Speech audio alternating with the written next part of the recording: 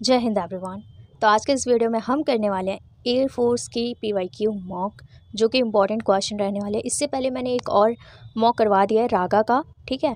तो वो आपने नहीं देखा तो जाके देख लेना। वो मेरे को थोड़ा सा इजी मॉक लगा था, क्योंकि मैंने शुरुआत की है तो मैंने एक बारी वो सारी चीज़ें आपको कवर अप करवाने के लिए मैंने थोड़ा सा वो शुरू करवाया था। बट ये जो मॉक है ये मुझे मॉडरेट टू टफ़ की तरफ मैं लेकर जा सकती हूँ, ठीक है। ये मुझे थोड़ा सा मॉडरेट टू टफ़ की तरफ मैं लेकर जा सकती हूँ, तो पूरी वीडियो देखना, ठीक है। और मैंने इसमें मतलब रीजनिंग और जीके जीएस कवर अप करवाया है। मैथ्स की मैं अलग से वीडियो लेकर आऊँगी, ठीक है। तो हमारा 28 क्वेश्चन जो कि हमारा रीजनिंग यहाँ से अब शुरू होती है, तो वो क्या कहता है, find the missing number in the series, यानी इस सीरीज़ में जो मिसिंग नंबर है वो फाइंड करना है। 3, 7, 15, 31 एंड 63। अब जैसा कि मैंने, अगर आपने इससे पहले वाली वीडियो देखी है तो मैंने उसमें बताया था बेसिक में कि जैसे इस ऐसे नंबर्स होते हैं, अगर आसपास में वो नंबर्स हैं तो इसका मतलब कि वो प्लस या माइनस से होंगे, बट अगर दूर है तो या तो वो मल्टीप्लाई से होंगे या तो वो डिवाइड से होंगे, ठीक है। तो इसमें जहाँ तक हम लोग देख रहे हैं ये मतलब दूर नंबर्स है, क्योंकि 31 एंड 63 काफ़ी दूर है। तो इसमें हमें ना सबसे पहले हम मल्टीप्लाई की तरफ जाएंगे। तो इसमें मुझे क्या दिख रहा है, जैसे 3 और 7 को सबसे पहले हम छोटे नंबर को देखते हैं। 3 और 7 को मेरे को दिख रहा है कि अगर हम 3 मल्टीप्लाई बाय 2 कर देते हैं तो ये तो हो जाएगा 6, बट +1 अगर कर देंगे तो ये हो जाएगा 7। सेम अब हम सेकंड में करते हैं, अगर हम 7 मल्टीप्लाई बाय 2 कर देते हैं तो ये हो जाता है 14, और +1 कर देंगे देन 15, तो ये तो थोड़ा सा बन रहा है, ठीक है। तो इसी तरीके से अब सबसे पहले हम लास्ट करके देखते हैं। 31 मल्टीप्लाई बाय हमें करना पड़ेगा, हाँ, 2, ठीक है। तो ये 31 एंड मल्टीप्लाई बाय 2 हो जाएगा 62, +1 इज कॉल्ड 63 हो जाएगा, यानी हमारा ये बन गया है। तो अब हमें क्या करना है, लास्ट वाले जो नंबर है यानी जो 63 है उसको मल्टीप्लाई करेंगे हम 2 से, ठीक है। तो ये हो जाएगा हमारा 126 + 1, ये हो जाएगा 127। तो हमारा आंसर क्या निकला, 127, बी ऑप्शन, ठीक है। इसमें हमने किया क्या, जो ये लास्ट वाला जैसे जो डिजिट है 63, इसमें मल्टीप्लाई करी 2 की और इसी के साथ प्लस कर दिया 1, तो ये आ गया हमारा 127। तो इस तरीके से आपके एग्ज़ाम में इतना ही आता है, ज़्यादा से ज़्यादा, इससे और हार्ड नहीं आएगा, ठीक है। नेक्स्ट क्वेश्चन क्या है, बैट को ना उसका ये कोड दिया हुआ है, तो ऐसे कैट का कोड हमें निकालना है। तो सबसे पहले हमें बैट के कोड को डिकोड करना पड़ेगा। बैट बी कितने पर आता है, 2 पर, ए कितने पर आता है, 1 पर, एंड टी 20 पर। तो ये तो सेम ही है, ये तो बहुत मतलब ईजी में ही आ गया। तो सी कितने पे आएगा, 3 पर, 1, एंड टी आ जाएगा हमारा 20, तो ये आ जाएगा 3, 120, ठीक है। तो ये हो जाएगा ऑप्शन नंबर ए, ठीक है। ओके, तो क्वेश्चन नंबर 30 क्या कहता है, pointing to the figure of a boy, Suresh said he is the only son of the mother of my sister, how is the boy related to Suresh. पहली बात तो ये ब्लड रिलेशन का क्वेश्चन है, ठीक है। और ये है फिगर सॉरी फोटो वाला क्वेश्चन, जो तस्वीर होती है ना वैसे क्वेश्चन है, तो ये ज़्यादा चांसेस होते हैं, ऐसे ही क्वेश्चन ज़्यादातर एग्जाम में पूछे जाते हैं। तो इसमें कहते हैं, जैसे सुरेश कहता है, Suresh said he is the only son of the mother of my sister, किसे देकर कह रहा है, ये जो फोटोग्राफ लगी हुई है ना, पॉइंटिंग फोटोग्राफ को पॉइंट करते हुए बोलता है कि ही इज़ द ओनली सन, यानी वो इकलौता बेटा है, of the mother of my sister, यानी मेरी मम्मी की और मेरी बहन की जो मम्मी है ना उनका ये इकलौता बेटा है। तो मेरी बहन की मम्मी का इकलौता बेटा, पहले तो हम इसकी सिस्टर बना लेते हैं, ठीक है। इनकी मदर, दोनों मैंने नेगेटिव इसलिए लगाया क्योंकि ये हम फीमेल को नेगेटिव से डिनोट करते हैं, ठीक है। तो ये क्या कहता है कि ही इज़ द ओनली सन, ये इकलौता बेटा है, the mother of my sister, मेरी बहन की मम्मी का, तो यानी इसकी बहन की मम्मी, तो इसकी भी मम्मी ही हुई ना। तो यानी ये जो सुरेश है ना, ये मैंने प्लस इसलिए लगाया क्योंकि ये मेल है, ये खुद ही की तस्वीर को देखकर बोल रहा है। कैसे, क्योंकि इसमें देखो, अगर आप क्वेश्चन अच्छे से पढ़ते हो ना, ये मदर हो गई तो समझ में आता है, ही is the only, Suresh said he is the only सन, ये इकलौता, ओनली लगा दिया ना इसलिए ये इकलौता बेटा, of the mother of my sister, यानी मेरी बहन की mummy, of the mother of my sister, ठीक है, उसका इकलौता बेटा, ही इज़ द ओनली सन। तो यानी सुरेश खुद अपने ही बारे में कह रहा है, तो ब्रदर सुरेश हिमसेल्फ, यानी ऑप्शन नंबर ए हमारा जो है वो करेक्ट हो जाएगा। आई होप कि आप लोगों को समझ में आया होगा। सेम इसी टाइप के क्वेश्चंस आते हैं और कुछ हार्ड नहीं आता, ठीक है। रीजनिंग में कुछ हार्ड नहीं आता, मैंने 2 टाइम्स एग्ज़ाम दिए हुए हैं और मैंने एग्ज़ाम को क्लियर भी 2 टाइम्स किया हुआ है। तो फिर आप लोग बिल्कुल भी ऐसा मत सोचना कि नहीं इससे और हार्ड आएंगे, और हार्ड नहीं आता, ये मॉडरेट टू टफ लेवल का क्वेश्चन है, ठीक है। Choose the odd one out from the given options, इसमें हमें ऑड वन आउट मतलब इसमें 3 ऑप्शन जो है वो सिमिलर होंगे एंड एक ऑप्शन थोड़ा सा अलग होगा, ठीक है। दिल्ली, मुंबई, पटना, लखनऊ। अब अगर हम इसमें देखते हैं तो मुझे जो समझ में आ रहा है कि दिल्ली, पटना एंड लखनऊ। अगर इन तीनों को अगर मैं देखूँ तो मुझे ऐसा लग रहा है कि इन तीनों को अगर मैं देखूँ तो ये मेरे को नॉर्थ साइड के लग रहे हैं। पटना, लखनऊ और दिल्ली तीनों नॉर्थ साइड में है। बट मुंबई जो है ये हमारा साउथ वेस्ट में चला जाता है, मतलब साउथ साइड में मेनली देख सकते हैं हम लोग, क्योंकि हाँ ये सिर्फ इसमें यही चीज़ें लग रही है कि ये साउथ साइड में है। एक बात और अगर मैं देखूँ तो पटना, लखनऊ एंड दिल्ली ये थोड़े के हिस्टोरिकल प्लेसेस हैं, ठीक है, हिस्टोरिकल प्लेसेस हैं ये। बट मुंबई में ऐसा कुछ हिस्टोरिकल प्लेस नहीं है, तो इसमें आप ये मत लगाना हिस्टोरिकल प्लेसेस वाला मतलब है, बस इतना लगाना कि जैसे दिल्ली, पटना और लखनऊ जो है ना ये तीनों नॉर्थ साइड में और जो मुंबई है वो साउथ साइड में, तो इसका आंसर हो जाएगा बी, मुंबई, ठीक है। नेक्स्ट क्वेश्चन की बात करते हैं हम, question number 32, complete the analogy doctor, hospital and teacher whatever. तो देखो डॉक्टर, हॉस्पिटल, इनका संबंध क्या है? जो डॉक्टर है वो हॉस्पिटल जाता है, या फिर ऐसे समझ लो कि हॉस्पिटल में डॉक्टर काम करता है। तो टीचर कहाँ जाता है? एक ही समझो, ठीक है, डबल मत समझो। डॉक्टर कहाँ जाता है? हॉस्पिटल जाता है। टीचर कहाँ जाएगा? स्कूल जाना चाहिए ना टीचर तो ऑप्शन नंबर बी। नेक्स्ट बात करते हो क्वेश्चन नंबर 33 की। In a row of 30 students Amit is 12th from the left end what is his position from the right end. मतलब क्या कहता है? अगर आप हिंदी मीडियम से हैं तो मैं बिल्कुल अच्छे से हिंदी में समझा रही हूँ, ठीक है, ये मत सोचना कि इंग्लिश में है। इन अ रॉ ऑफ 30 स्टूडेंट, यानी यहाँ पे टोटली ना 30 स्टूडेंट है, यहाँ पे सबसे आपको ऐसे लिख लेना totally 30 student. Amit is 12th from the left hand, मतलब अमित जो है वो लेफ्ट से 12th पर है। What is his position from the right hand, यानी राइट से हमें उसकी पोजीशन को फाइंड करना है। समझ गए? अब हम इसको करेंगे कैसे? तो मैंने इससे पहले वाली वीडियो में ऑलरेडी बताया हुआ है इसका फॉर्मूला। तो इसका फॉर्मूला होता है टोटल इज इक्वल टू में लेफ़्ट प्लस राइट -1। ओके, तो टोटल हमें दिया हुआ है 30, लेफ़्ट हमें ऑलरेडी दिया हुआ है 12, प्लस में राइट हमें फाइंड करना है, तो इसे हम राइट ही लिख देंगे -1। और अगर हम इसे लेकर जाते हैं तो 30 इज इक्वल टू 11 -1, क्योंकि 12 में से 1 माइनस, सॉरी आर, एक सेकेंड, आर, ठीक है, आर इधर आ जाएगा। तो 30 में से अगर हम 11 को माइनस करते हैं तो आ जाएगी हमारी 19th पोजीशन, राइट। तो ये हो जाएगी हमारा जो आंसर हो जाएगा वो हो जाएगा ऑप्शन नंबर बी, 33 का 9th पोजीशन, ठीक है। ये रैंकिंग का क्वेश्चन है, रैंकिंग में इस टाइप से ही क्वेश्चन आपको पूछा जाता है। ओके, अब नेक्स्ट बात करते हैं हम क्वेश्चन नंबर 34 की।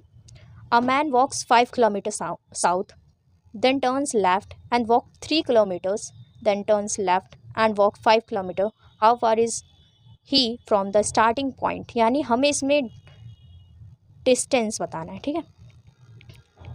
इससे जो पहला मॉक था उसमें मैंने डायरेक्शन देखा था, इसमें हम क्या करेंगे, इसमें हमें डिस्टेंस फाइंड करना है।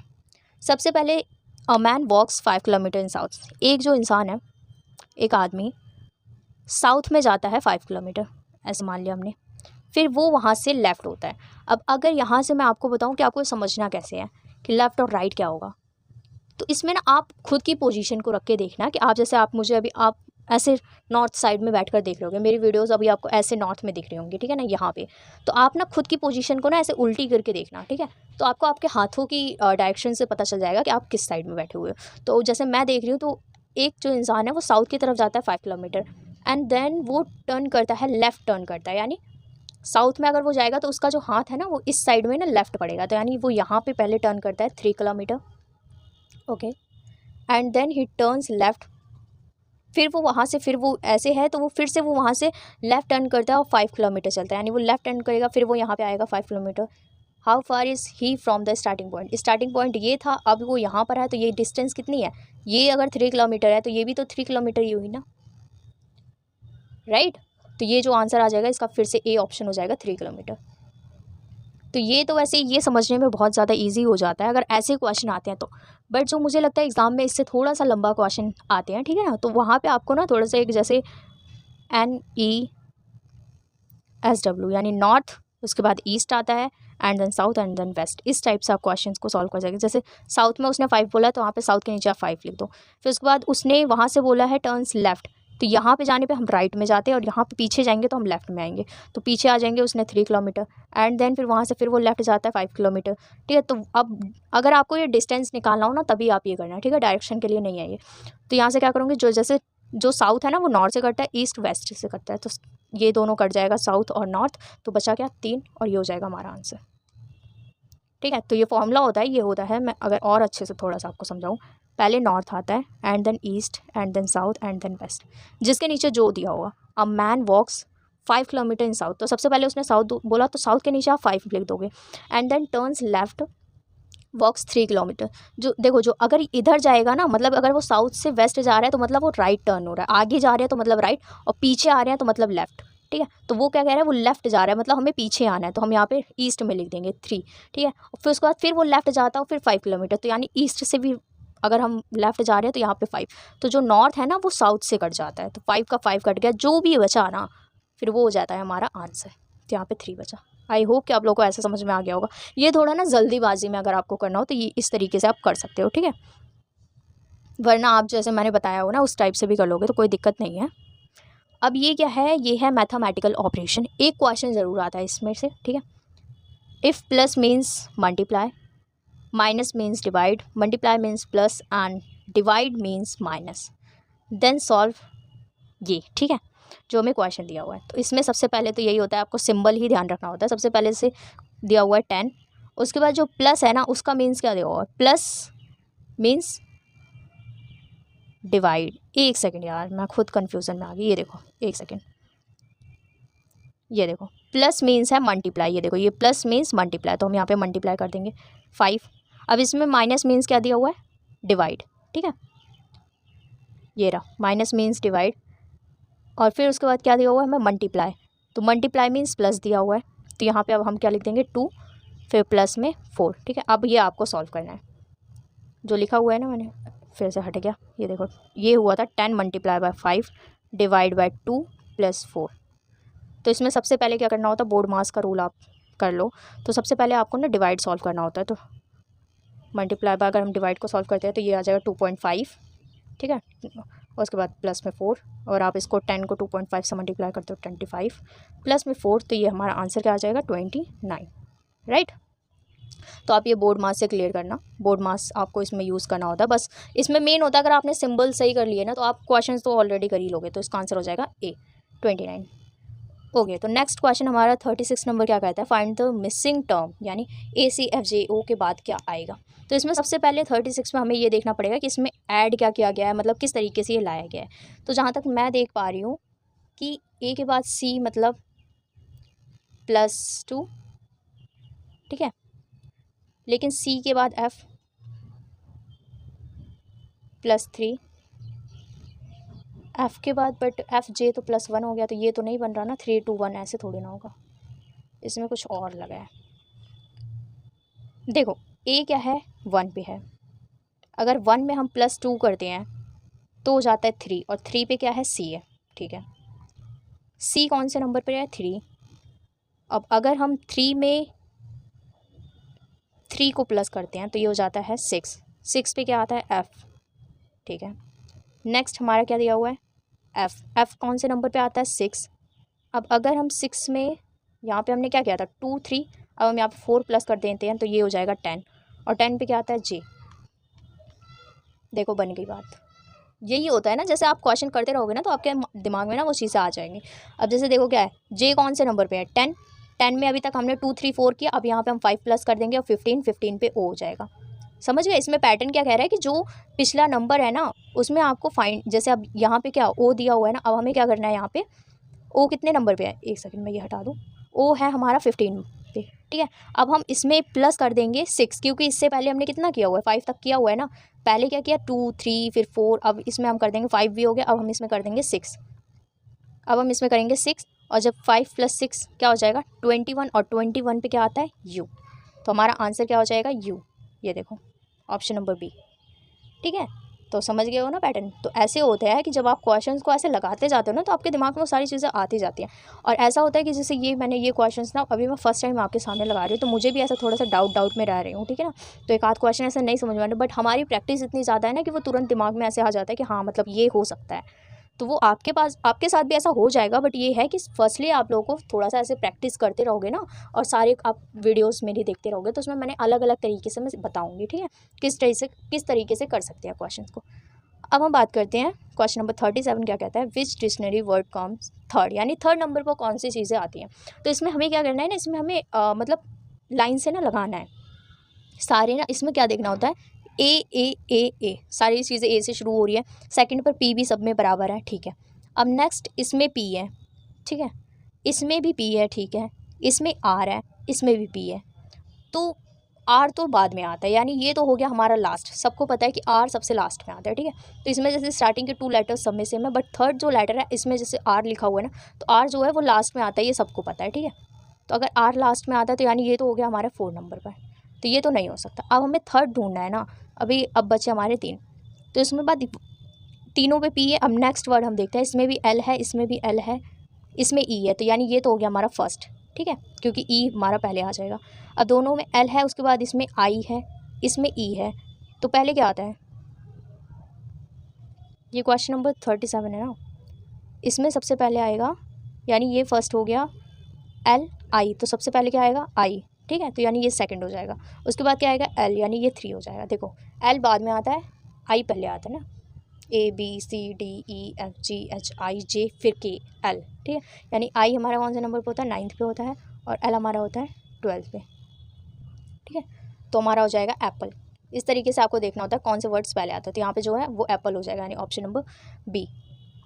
ओके, नेक्स्ट बात करते हैं 38 क्वेश्चन की। इसमें भी हमें नेक्स्ट नंबर को फाइंड करना है। 2 4 8 16 32, ये तो पता चल रहा है, 2 2 4 4 2 8 8 2 16 16 2 32 32 2 64। ओके ओके, अब नेक्स्ट बात करते हैं क्वेश्चन नंबर 39 की। 39 क्वेश्चन क्या कहते हैं, इसमें भी लॉजिकल ऑर्डर को देखना है। अच्छा, इसमें क्या करना है ना कि सबसे पहले आपको ये लॉजिकली सोचना है कि पहले क्या आता है एंड देन बाद में क्या आता है, ठीक है। तो देखो सबसे पहले मुझे जहाँ तक पता चल रहा है, सबसे पहले तो विलेज आता है, ठीक है, फिर उसके बाद हमारा आता है डिस्ट्रिक्ट आती है, फिर उसके बाद स्टेट आता है, क्योंकि डिस्ट्रिक्ट काफ़ी सारी होती है, स्टेट एक ही होता है, ठीक है, एंड देन कंट्री आता है, यानी पहले आएगा 4, फिर आएगा 2, फिर आएगा 3, फिर आएगा 1, तो ये हो जाएगा ऑप्शन नंबर ए करेक्ट, ठीक है। अब हम चलते हैं क्वेश्चन नंबर 40। ये क्वेश्चन आते ज़रूर है, ये कैलेंडर से बेस्ड है। If a day before yesterday was Tuesday, what day will it be day after tomorrow. नहीं समझ में आया, देखो मैं बताती हूँ। कहता है इफ़ डे बिफोर यस्टरडे, मतलब यस्टरडे से बिफोर, यानी जो छोड़ा हुआ, मतलब जो जैसे ये आज है, कल को छोड़कर जो परसों, यानी परसों जिसे हम कहते हैं, इसे कहते हैं अ डे बिफोर यस्टरडे, ठीक है, यानी परसों क्या था, ये था ट्यूसडे, ठीक है। अब क्या कहता है, what day will it be day after tomorrow, यानी कल को छोड़कर अब जो आने वाला जो परसों है तब क्या होगा। देखो ट्यूसडे था, तो ये क्या हो जाएगा, टुडे का क्या हो जाएगा, ट्यूसडे के बाद टुडे मतलब सॉरी यस्टरडे क्या, मतलब यस्टरडे हमारा क्या रहेगा, जैसे ट्यूसडे परसों था, तो कल क्या रहा होगा, वेडनेसडे। आज क्या होगा, आज होगा हमारा थर्सडे, ठीक है। उसके बाद कल क्या होगा हमारा, फ्राइडे। एंड परसों हमसे पूछा गया है, क्योंकि इसमें कहा गया है अ डे आफ्टर टुमारो, यानी टुमारो के बाद, यानी कल के बाद परसों का पूछा गया है, तो फ्राइडे हो चुका है, तो ये हमारा क्या हो जाएगा, सैटरडे, ठीक है। तो इसमें इसी तरीके से बनाना पड़ता है, ये मत सोचना कि मैंने इस तरीके से बनाया। देखो मैं अभी और थोड़ा सा डिटेल में अच्छे से समझाती हूँ आपको।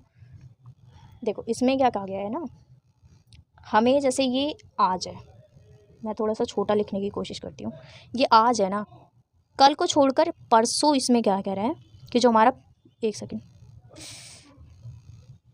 ये जो परसों है ना, यानी पिछला जो हमारा परसों था वो था ट्यूसडे, तो जो आने वाला जो कल है ना, उसका जो परसों होगा, यानी नेक्स्ट के नेक्स्ट डे, तब क्या होगा। तो जैसे अगर परसों हमारा ट्यूसडे था, तो कल हमारा रहा होगा वेडनेसडे, ठीक है। तो आज हमारा क्या होगा, आज होगा हमारा थर्सडे, तो कल आने वाला कल क्या होगा, फ्राइडे होगा। और हमसे पूछा क्या गया है, आने वाले कल के अगले दिन, यानी आने वाला परसों कब होगा, तो होगा सैटरडे को। तो उसे इसी तरीके से आपको बनाना होता है एग्ज़ाम में। तो ये हो जाएगा हमारा ऑप्शन नंबर ए सैटरडे, ठीक है, 20 का ए। नेक्स्ट बात करते हैं, what is the highest rank. अभी ये यहाँ से जी के जीएस शुरू होती है, क्योंकि अभी तक मैंने टोटली कितने क्वेश्चन हो गए, टोटली 28 से ना, हाँ 12 to 13 क्वेश्चन, मैंने 12 क्वेश्चन में भी करवा दिए मैंने रीजनिंग के, ठीक है। तो अब आते हैं हमारे GK/GS। क्वेश्चन नंबर 41 क्या कहता है, what is the highest rank in the Indian air force. PYQ based question है, देख लो। तो ये है हमारी एयर चीफ मार्शल, ठीक है, हाईएस्ट रैंक होती है। Who appoints the chief justice of India. Question number 42, who appoints the chief justice of India. तो ये कहते हैं प्रेसिडेंट। देखो हमारे यहाँ पे क्या है ना, ज़्यादातर जो पावर है ना वो प्रेसिडेंट के हाथ में है। हमारे यहाँ पर नहीं, अक्सर हर जगह यही होता है। अपने यहाँ पे तो जो प्राइम मिनिस्टर है ना, उनको भी काफ़ी सारे हक दिए गए हैं, ठीक है। बट हर देश में क्या होता है ना कि प्रेसिडेंट ही सबसे ऊपर होता है। तो अपने यहाँ पे काफ़ी चीज़ें ऐसी है जो प्रेसिडेंट के हाथ में है, काफ़ी ज़्यादा चीज़ें, लाइकली 50-50 हम मान सकते हैं, या फिर 60-40 मान लो। बट और देश में क्या होता है ना कि सारी ही प्रेसिडेंट के हाथ में होती है। प्राइम मिनिस्टर मतलब कम होते हैं, ठीक है ना। तो अपने यहाँ पे तो फिर भी प्राइम मिनिस्टर ही मानते हैं सब, तो प्रेसिडेंट हो जाएगा। Who appoints the chief justice of India, ठीक है। नेक्स्ट बात करते हैं, where is the headquarter of the Indian air force located. तो ये है न्यू दिल्ली में। और हेडक्वार्टर्स वाले क्वेश्चंस बहुत आते हैं। देखो अगर मैं इसमें बात करूँ ना, इसमें आपको ये देख लेना कि prime minister, president, vice president, law minister तो मत देखो, बट ये तीनों के बारे में आपको ना सारी चीज़ें जाननी है कि ये मतलब कितने साल का इनका जो ये कितने साल के लिए बनते हैं। एक बार जब इनका चुनाव होता है ना, तो ये कितने साल के लिए बनते हैं। फिर अब जैसे प्राइम मिनिस्टर का तो चुनाव होता है, बट प्रेसिडेंट किस तरीके से बनाए जाते हैं। इनमें लास्टली बनने की एज क्या होती है कि कम से कम आपको कितने साल का होना होता है, जैसे 25, फिर किसी किसी में 30, किसी किसी में 35 होता है, ठीक है। तो ये तीनों के बारे में डिटेल में समझ लेना, ठीक है। और जैसे प्रेसिडेंट का कितने अधिकार होते हैं, वो किस किस चीज़ों पर उनका अधिकार, जैसे यहाँ पे चीफ जस्टिस को रखने का, अपॉइंट करने का अधिकार प्रेसिडेंट के पास है, तो इस तरीके से प्राइम मिनिस्टर के पास कौन सा अधिकार होता है। फिर कई बार ऐसा होता है कि प्रेसिडेंट जो होता है ना, यानी जो हमारे राष्ट्रपति है, वो उपलब्ध नहीं होते, तो उनका जो कार्यभार है वो कौन संभालता है, तो वो वाइस प्रेसिडेंट संभालता है, ठीक है। वाइस प्रेसिडेंट के भी अधिकार देख लेना अच्छे से, ठीक है। ये कितने साल के लिए बनते हैं, इनका लास्ट साल कब तक ये बन सकते हैं, इनकी एज लास्ट क्या होती है, और कम से कम ये कितनी एज में होंगे तब ये बन पाएंगे। तो ये सारी चीज़ें अच्छे से आप लोग देख लेना, ठीक है। हेडक्वार्टर्स, जैसे ये तो नई दिल्ली में लोकेटेड है, बट हेडक्वार्टर्स सारे देख लेना, नेशनल टू इंटरनेशनल, यानी इन इंडिया सारे हेडक्वार्टर्स, एंड जो वर्ल्ड के हेडक्वार्टर्स जैसे WHO या फिर इसरो, नाटो, इन सब चीज़ों के बारे में सारे आप लोग ब्रिक्स वगैरह सारे देख लेना, ठीक है। Which planet is known as the red planet, यानी कौन सा ऐसा प्लैनेट है जिससे रेड प्लैनेट के नाम से जाना, तो वो है मार्स, ठीक है। तो आपको प्लैनेट भी ये देख लेना है, कौन से जो दूर वाले प्लैनेट्स कौन से हैं, कौन से पास वाले प्लैनेट्स हैं, ठीक है। कौन से ठंडे प्लैनेट्स हैं, कौन से हॉट प्लैनेट्स हैं, एंड और भी जो अर्थ के बारे में एक आध दो चीज़ें, ज़्यादातर तो नहीं है इसमें, बट इतनी ही चीज़ें हैं, ठीक है। नेक्स्ट बात करते हो क्वेश्चन नंबर 45 की, when is the air force day celebrated.